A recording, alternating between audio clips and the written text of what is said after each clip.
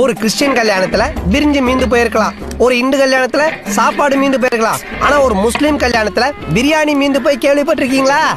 சுடர் விட்டு எரிஞ்சுக்கிட்டு அந்த பிரியாணி அடுப்ப அணைச்சிட்டீங்களாடா. உங்களுக்கு பிரியா முக்கியம்னா எனக்கு பிரியாணி தான். அந்த அறிவிப்பால் அன்ப தருவாளே, சின்ன அறிவிப்பும் இன்று சுடுவாளே. நீயும் தும்மிடி ஆயுசு நூறாக, என் உயிர் உன்னோட பத்திர சொத்தாக. என் பார்வை உன்னோடு, உன் பொம்மை கண்ணோடு, பேசாமல் விண்ணோடு நாம் மிதந்து போவோம். காதாரா அடியாளோ நான் தாங்க